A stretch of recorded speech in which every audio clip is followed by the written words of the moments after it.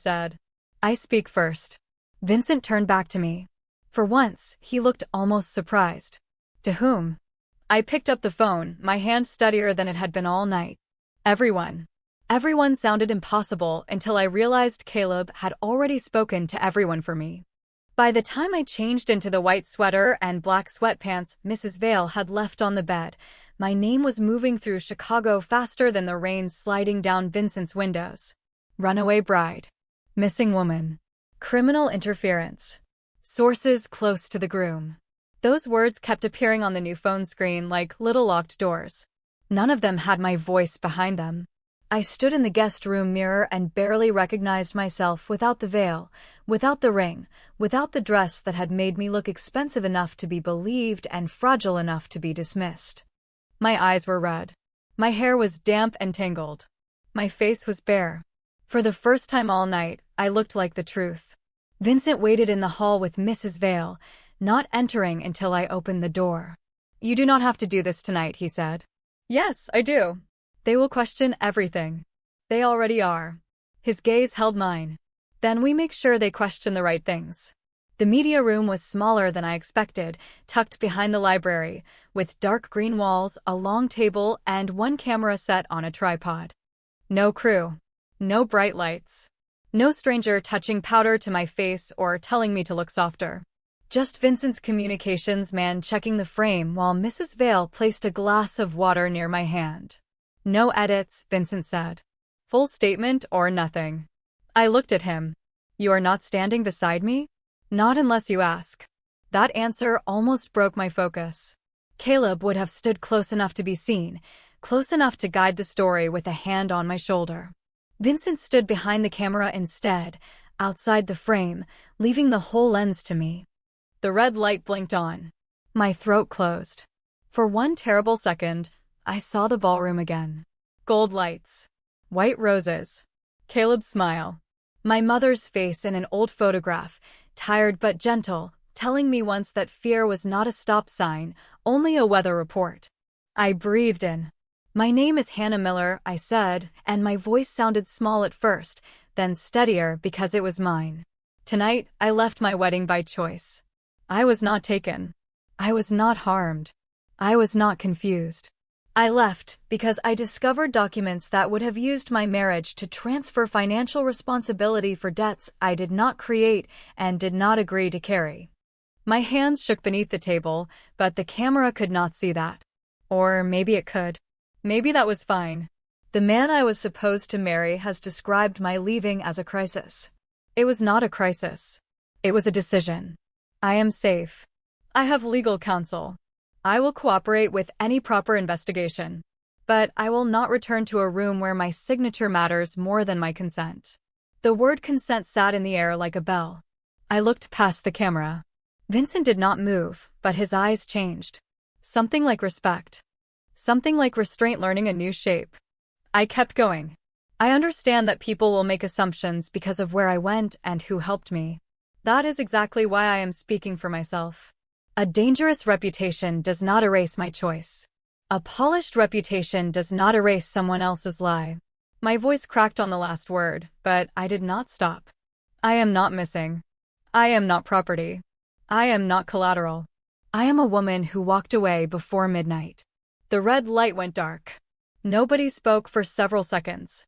Mrs. Vale pressed a hand to her chest. Vincent's communications man looked like he had forgotten what he was supposed to do next. Vincent crossed the room slowly and stopped on the other side of the table, keeping it between us like a promise. Do you want it released? He asked. I looked at the frozen image of myself on the monitor, pale and tired and finally unowned. Yes. The video went out 7 minutes later. By the time the first comments started appearing, my phone buzzed with an unknown number. A photo loaded on the screen. Caleb's ring sat on a black velvet tray under bright light. The inside of the band had been opened, revealing something tiny and metallic hidden beneath the gold. Under the photo was one message from Vincent's security team. Tracker confirmed. I looked up slowly. Vincent had already seen it. His voice was quiet. Now we know how he planned to find you after the wedding. My hand curled around the edge of the table. The ring was gone, but the feeling of it tightened around my finger one last time. Then we stopped letting him track my fear, I said. Then we stopped letting him track my fear. The sentence surprised me after I said it, because it sounded like something a braver woman would say, a woman with shoes on, a lawyer on speed dial, and a life that had never been folded into someone else's debt. But the words were mine, and Vincent did not take them from me. He only nodded once, as if I had placed a strategy on the table instead of a trembling piece of myself. The ring sat on the monitor in the security photo, split open under clean white light, its hidden tracker smaller than a grain of rice and uglier than any scar. I thought about Caleb sliding it onto my finger in the garden behind his parents' house, his eyes soft, his smile practiced, everyone clapping as if love had just become official. Had he known then? Had the tracker already been inside the band while he kissed my knuckles and called me his future? My stomach turned, but the nausea came with anger now, and anger had better posture than fear. Vincent's communications man entered again, careful and quiet. "The statement is spreading," he said. Local outlets picked it up. "Her wording is being quoted directly." Her wording. Mine. I held on to that. "And Caleb?" Vincent asked. His attorney released a response, calling it a misunderstanding caused by emotional distress. I laughed. One short sound. Not happy. Not broken either. Of course he did. Vincent looked at me. You expected it. Men like Caleb never say a woman is lying when they can say she is fragile. The room went still. Even Mrs. Vale, who had returned with tea no one was drinking, paused near the doorway. Vincent's gray eyes stayed on mine, and I wondered what he saw there. Not a wife. Not even a fake one. Maybe just a woman finally naming the weather she had been forced to stand in. "We need the documents from the hotel," I said. The folder Caleb hid. "The debt papers." "Already secured," Vincent said. I blinked. "How?" "My people retrieved copies from the service office before we left." My first instinct was to be furious that he had moved pieces without asking me. My second was to remember that those papers might be the only reason people believed my video tomorrow. Vincent seemed to read both reactions. "They're sealed. Your attorney opens them." Not mine. That stopped the anger before it could become a wall. "I do not have an attorney. You do now if you want one. Independent. Paid from a fund with no connection to me."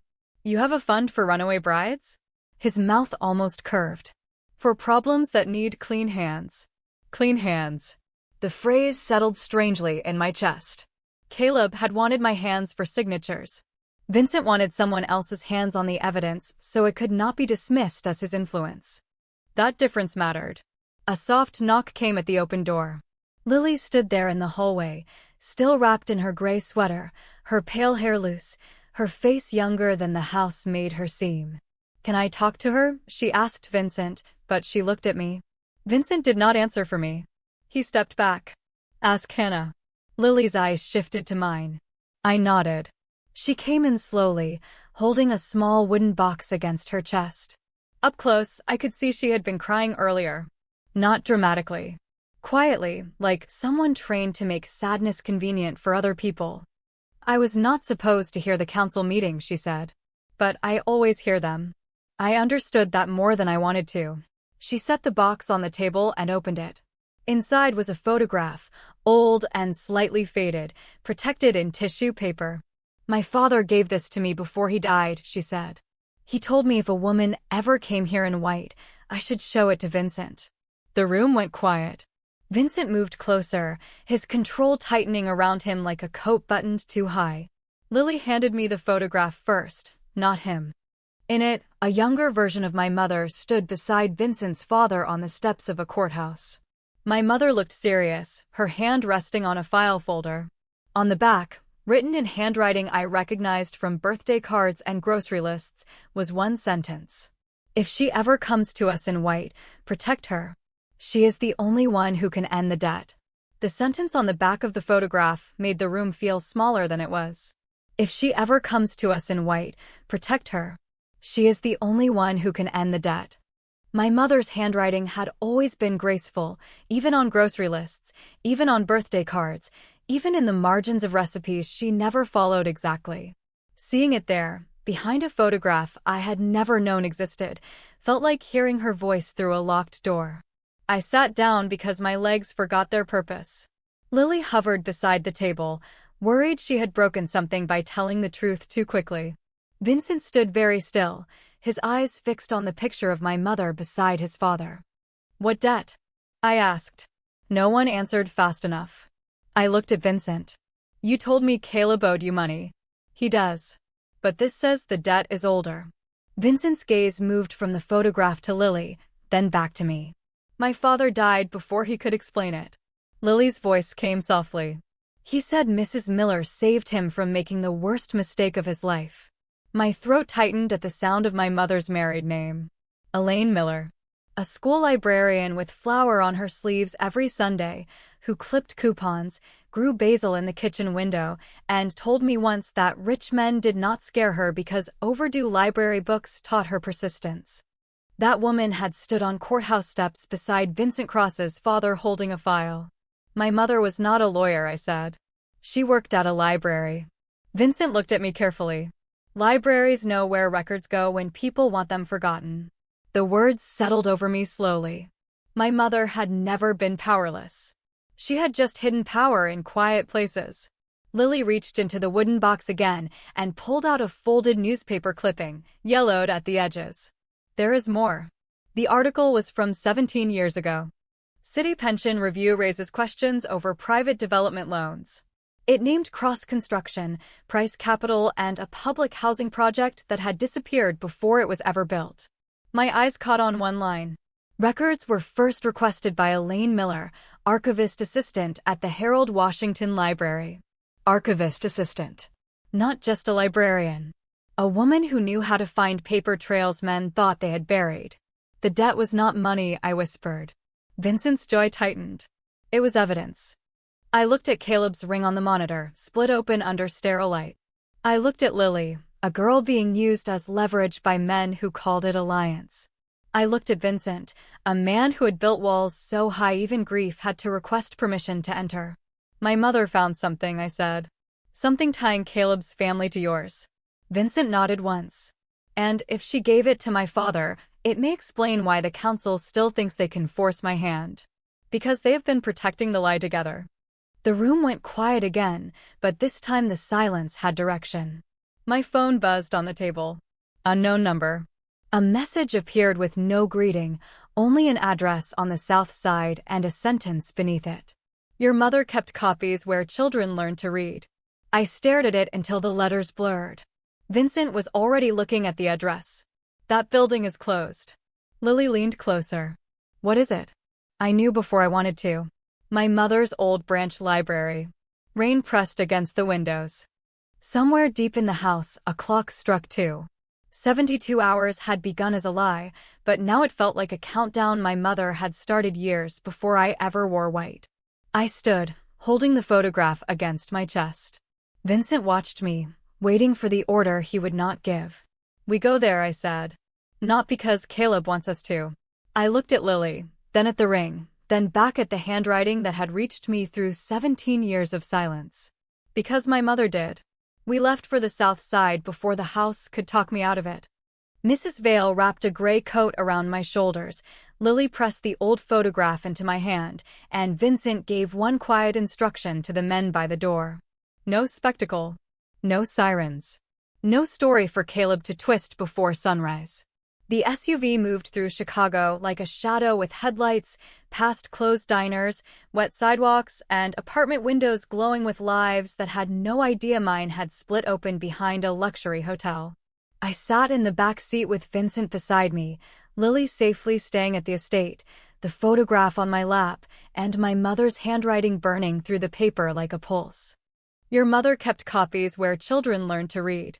The branch library appeared just after 2:30 in the morning, tucked between a boarded-up bakery and a small community center with faded murals on its brick walls. The sign above the door still read Ashland Children's Library, though half the letters had gone dark. I remembered it suddenly, not as a place from the newspaper, but as a smell. Dust jackets.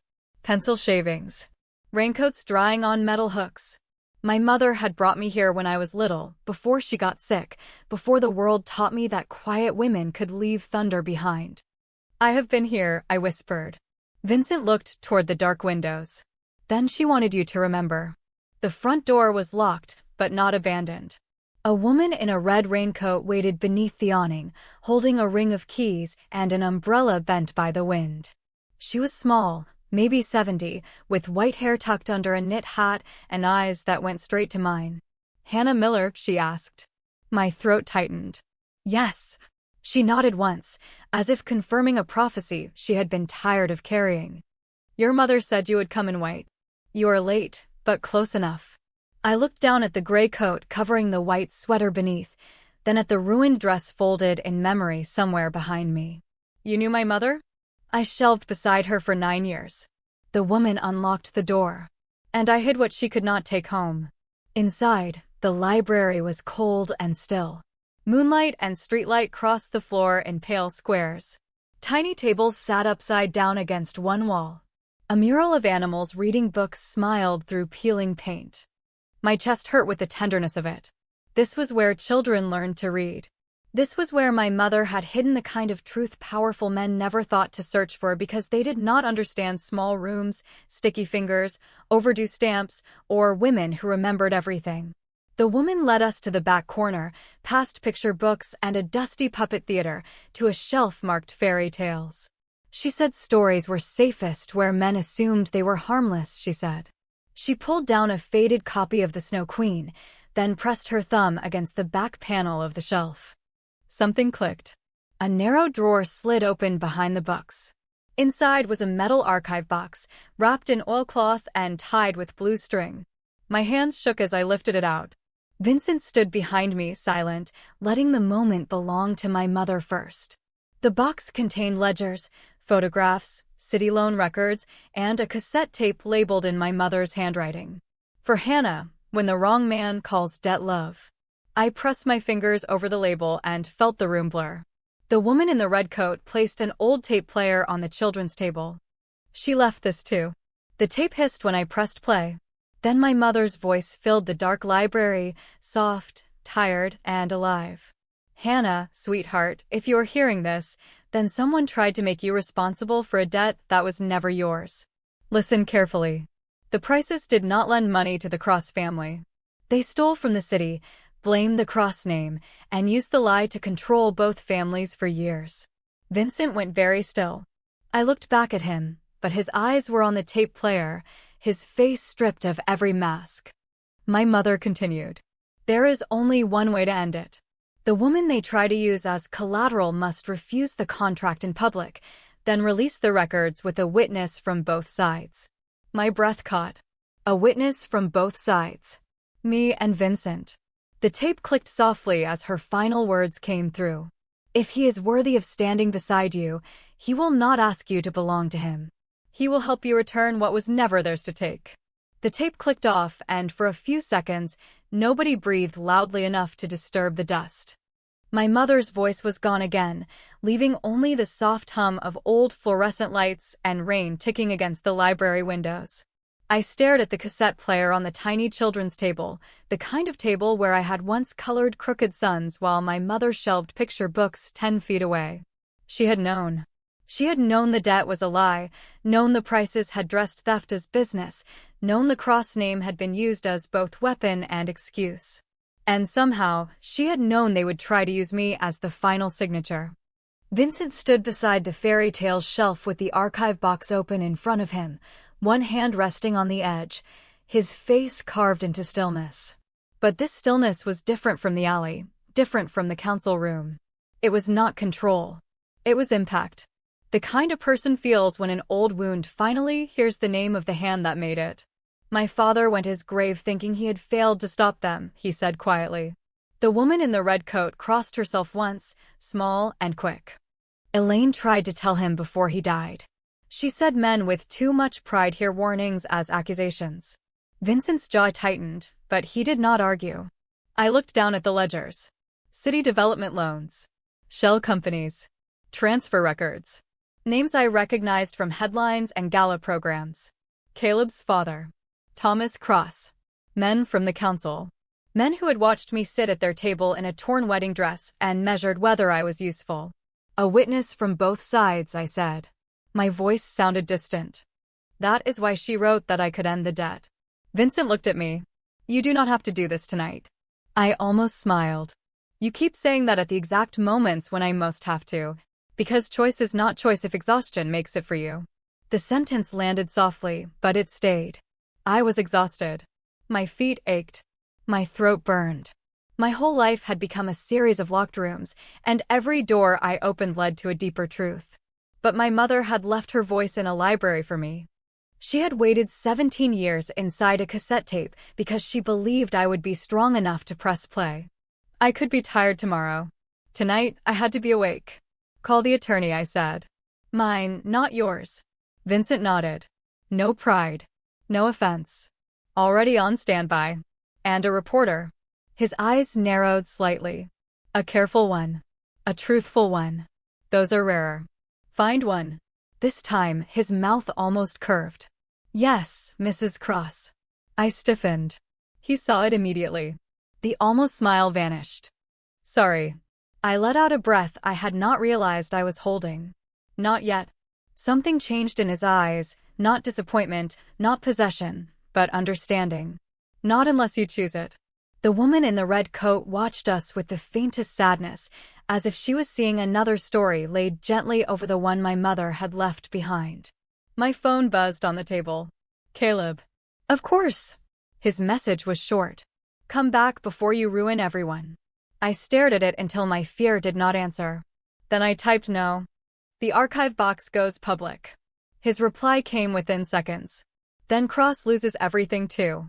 I looked at Vincent. He says you lose everything. Vincent closed the box, wrapping the oilcloth back around the records with careful hands. Maybe. And you're still standing here? His gray eyes met mine across the children's room, under painted animals and shelves of fairy tales that had outlived every lie men told in marble rooms. Your mother said return what was never theirs to take. He lifted the box. That includes my name. The old librarian unlocked the side exit for us. Dawn had not arrived yet, but the black sky had softened at the edges. The rain had slowed to a mist. Vincent's men waited near the curb, quiet and alert.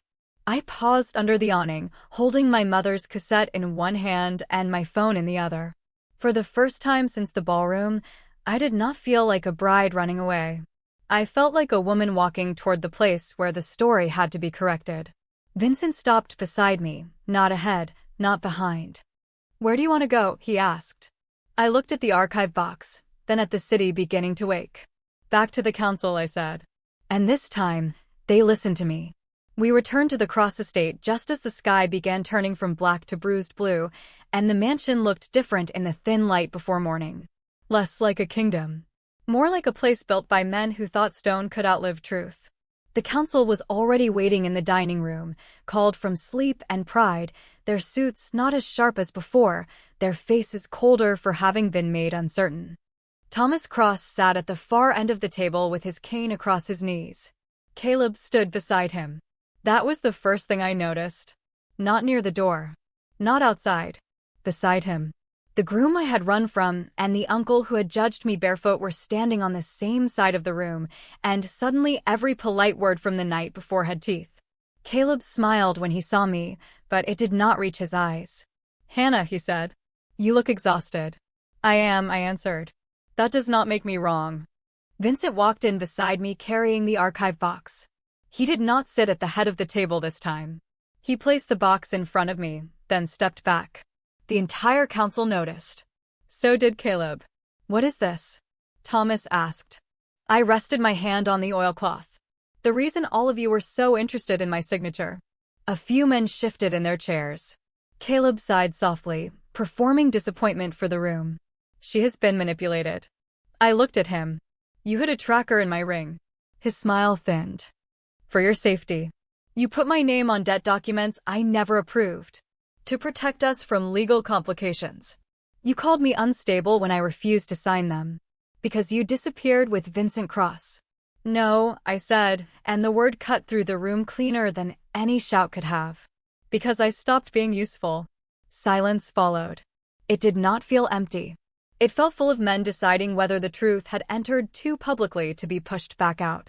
Vincent's attorney arrived with mine, Nora Whitfield, a woman in a charcoal suit whose calm made the room look childish. Behind her came a reporter I recognized from my statement, carrying no camera crew, only a recorder and a face that knew the difference between gossip and evidence. Thomas's eyes hardened. This is a family matter. Nora set her briefcase on the table. Not when public funds are involved. That was when the room truly changed. Public funds. The phrase moved like cold air across every face. I opened the archive box with hands that no longer shook. Ledgers. Copies. City loan documents. My mother's cassette. The photograph of her with Vincent's father. The old librarian's signed statement. Nora laid each item out with the care of someone building a bridge over a very deep fall. Elaine Miller found records showing that development funds were diverted through Price Capital and shell companies tied to members of this council, she said. Those debts were later assigned informally to the cross name to create leverage. Miss Miller's daughter was being pressured into signing documents that would reactivate and redirect portions of that liability. Caleb's face lost color one layer at a time. Thomas leaned on his cane, but he did not stand. You cannot prove intent. I picked up the cassette player the old librarian had given me and pressed play. My mother's voice filled the dining room, soft and steady from 17 years away. The Prices did not lend money to the Cross family. They stole from the city, blamed the Cross name, and used the lie to control both families for years. No one interrupted her. No one could. Not because the tape was loud, but because truth spoken by the dead has a way of making cowards superstitious. When the tape ended, I looked at Caleb. You needed me to sign before midnight because my name closed the loop. His mouth opened. Nothing useful came out. I turned to Thomas. And you needed Vincent married to someone you controlled because Lily was next. At Lily's name, Vincent finally moved. Only a step. Enough for the room to remember that the girl upstairs was not a bargaining chip anymore. This council is finished, he said. Thomas laughed once, dry and sharp. You would destroy your own house over her? Vincent looked at me, then at the archive box, then toward the staircase where Lily stood half hidden in the morning light. No, he said. I am returning what was never theirs to take. Nora's recorder clicked softly. Outside, the first siren sounded in the distance, not dramatic, not close enough to be theatrical, but real enough to make Caleb look toward the windows. I stood there in borrowed clothes, with no ring, no bouquet, no veil, and understood that the bride they had planned to use had vanished after all. In her place was the woman my mother had trusted to come back with proof.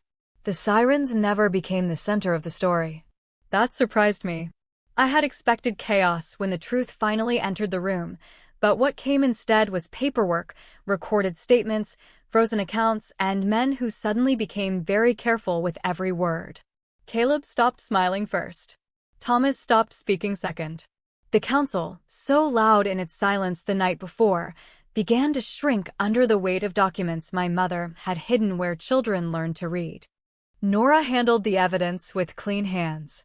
The reporter took notes without turning my pain into spectacle.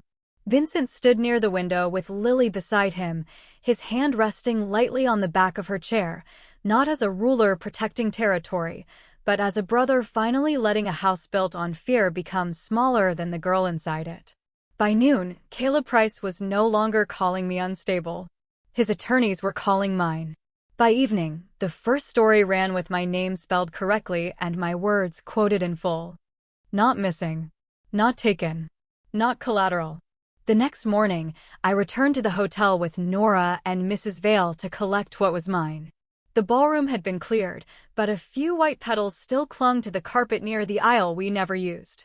My wedding dress hung in a garment bag in the bridal suite, cleaned badly, as if someone had tried to remove the evidence of rain from satin and failed. I looked at it for a long time. Then I took the veil, left the dress, and walked out barefoot by choice. 3 months later, the debt records became part of a public case that reached farther than Caleb, farther than Thomas, farther than Vincent's family had feared. City officials resigned. Price Capital dissolved under investigation. The council that had treated Lily like a bargaining chip lost the power to decide anything about her life. She went back to school in Boston and sent me a photograph of herself standing in front of a dorm room door, grinning like a girl who had discovered walls could open. Vincent sent no gifts during those months. No flowers. No jewelry. No grand gesture dressed as apology. He sent information when my attorney requested it, space when I asked for it, and silence when the world became too loud. That was how I began to understand him. Not as the man who said he needed a wife in an alley, but as the man who learned that needing someone did not give him the right to hold them. I moved into a small apartment above a bakery in Lincoln Park, with uneven floors, noisy pipes, and windows that fogged when it rained. I bought my own phone plan, opened my own bank account, signed my name so many times it stopped feeling like a weapon in someone else's hand and started feeling like proof I was still here. On the 73rd day, Vincent came to my door. He stood in the hallway wearing a dark coat, no guards visible, rain shining on his shoulders like the night we met. "Our agreement ended yesterday," he said. I leaned against the doorframe. "I know. I wanted to make sure you knew too." That almost made me smile. "You came all this way to remind me I am free of you?" His eyes held mine, steady and gray. Yes. There were men who would have made that sound tragic. Vincent made it sound like respect. I stepped into the hallway and closed the door behind me. "And if I choose coffee?" He looked down for half a second, and when he looked back, there was the smallest curve at the edge of his mouth. "Then I negotiate poorly and accept." We walked to the bakery downstairs. No black SUVs at the curb. No council. No cameras. Just rain, warm bread, and two people sitting across from each other, while the city moved on without asking permission. Months later, I donated the wedding dress to a theater department that needed fabric for costumes. They turned the skirt into clouds for a school play. I kept the veil, not because I wanted to remember Caleb, but because I wanted to remember the woman who ran with it trailing behind her and did not stop. Sometimes people ask when I fell in love with Vincent Cross. They expect me to say the alley, or the council room, or the moment he stood beside me while my mother's voice played from an old cassette. But the truth is quieter than that. I began to love him when he knocked on my door after the agreement ended, not to ask me back, not to claim what the world thought he had taken, but to make sure I knew I owed him nothing. That was the moment the word wife stopped sounding like a cage. Not because he needed one. Because I did not. My mother once hid the truth in a library because she believed stories could survive powerful men. She was right. The story they wrote for me ended in a ballroom. The one I chose began in the rain. And real love, I learned, does not say perfect, I needed a wife. It says, you are free now and waits to see whether you stay.